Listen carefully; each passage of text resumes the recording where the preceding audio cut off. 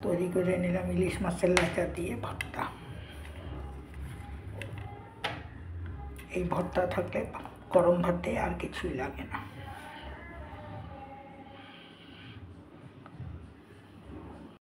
নমস্কার বন্ধুরা, মমি চাউর চ্যানেলে সবাইকে স্বাগতম। আজকে আমি করব ইলিশ মাছের লেজা দিয়ে ভর্তা। আমি কোনোদিন করি নাই, যদিও আজকে নতুনই এই রেসিপিটা করব। মাছের লেজাটাকে হলুদ লবণ দিয়ে মাখিয়ে ভেজে নিয়েছি। এখন আমি কাঁটাগুলো ছাড়িয়ে নেব।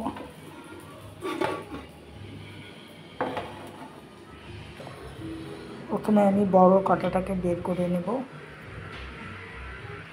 এই মাছের এই ভর্তা করতে একটু কষ্ট হয় যদিও, কিন্তু খেতে খুবই টেস্ট লাগে। একবার খেলে মনে হয় আবার বানিয়ে খাবো। দেখতে থাকো আমি কাঁটাগুলো কীভাবে ছাড়াই।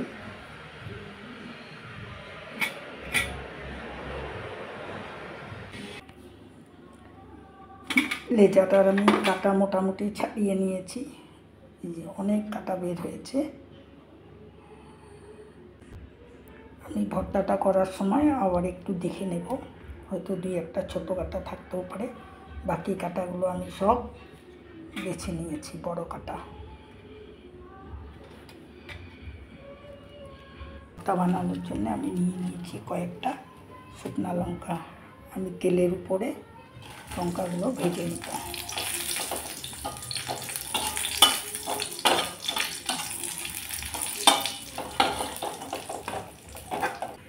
শুকনো লঙ্কাগুলো আমি ভেজে এখন তুলে নিচ্ছি পাটার মধ্যে।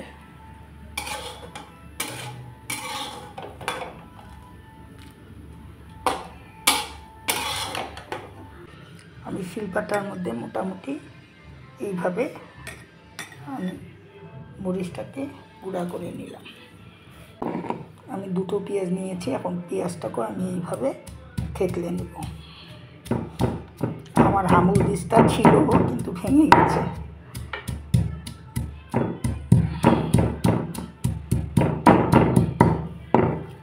পেঁয়াজের মধ্যে দিয়ে দিলাম সামান্য লবণ। এখন পেঁয়াজটাকে আমি ভালোভাবে ডলে নেব।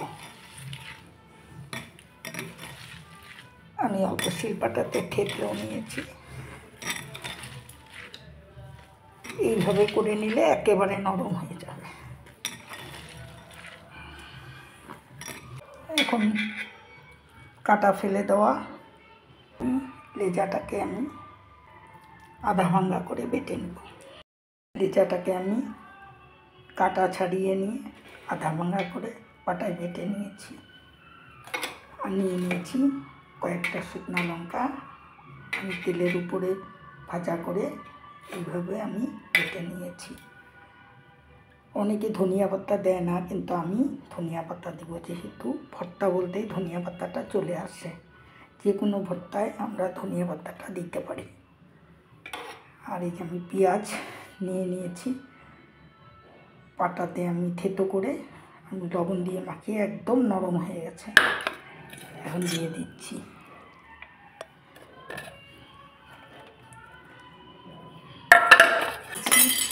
লেজা ভাজা তেলটুকু এখন ভালোভাবে মেখে নেব।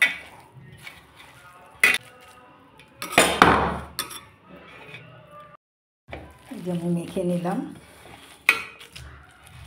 আমি সামান্য লবণও দিয়ে দিয়েছি। ভর্তাটা আমি এইভাবেই করে নিলাম। এই ভর্তাটা তোমাদের কার কার ভালো লাগে লাইক শেয়ার করে দিও, কমেন্ট বক্সে একটা কমেন্ট করে দিও, আর একটা সাবস্ক্রাইবের জন্য আশা রাখলাম। ভর্তাতে দিয়ে দিচ্ছি কাঁচা সরষের তেল।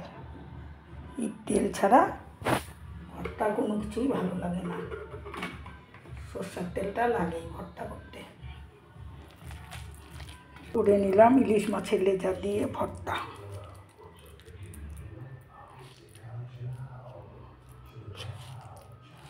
এর উপরে তোমরাও ভর্তা বানিয়ে খাবে, দেখবে দারুণ লাগে।